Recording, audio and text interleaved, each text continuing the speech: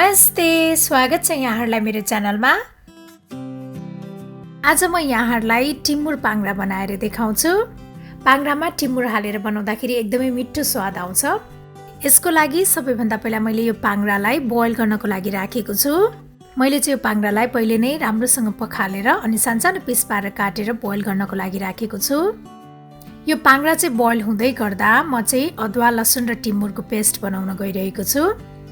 यसको लागि मैले यो खलमा राखे अदुवा, लसुन अब यसलाई चाहिँ मसिनो पारेर पिस्ने। त्यसपछि मैले यसमा यो टिमुर पनि राखेँ। मैले चाहिँ टिमुरलाई हल्का भुटेर लिएको छु। अब यो सबैलाई मसिनो पारेर पिस्ने।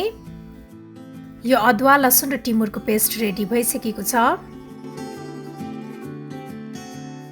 यो पाङ्ग्रा राम्रोसँग बोइल भइसकेको छ। मैले यसलाई एउटा भाँडामा राखेँ। यसलाई चाहिँ फेरि एकपटक चिसो पानीले राम्रोसँग पखालेर लिनुपर्छ। पाङ्ग्रा बनाउनको लागि मैले प्यान बसालिसकेको छु। अब यसमा चाहिँ तेल राख्ने। त्यसपछि मैले यसमा पाँचफोरन फुराएँ। अब यसमा यो पाङ्ग्रा पनि राख्ने र अब यसलाई चाहिँ एकैछिन भुट्नुपर्छ। पाङ्ग्रालाई एकैछिन भुटिसकेपछि मैले यसमा यो प्याज र हरियो खुर्सानी पनि राखेँ र अब यसलाई चाहिँ एकैछिन भुट्नुपर्छ।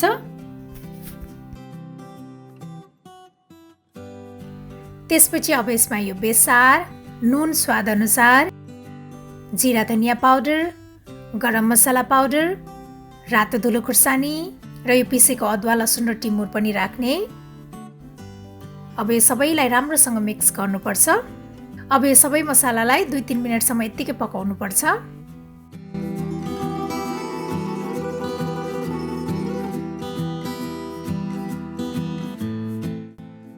मसाला राम्रोसँग पाकिसकेको छ। मैले यसमा यो टमाटर पनि राखेँ।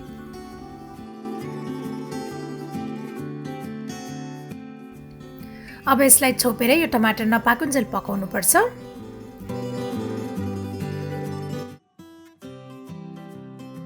अब यो टमाटर पनि राम्रोसँग पाकिसकेको छ।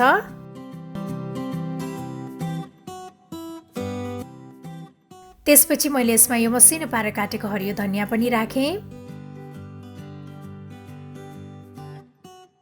अब यो टिमुर पाङ्ग्रा चाहिँ सर्भ गर्नको लागि रेडी भइसकेको छ।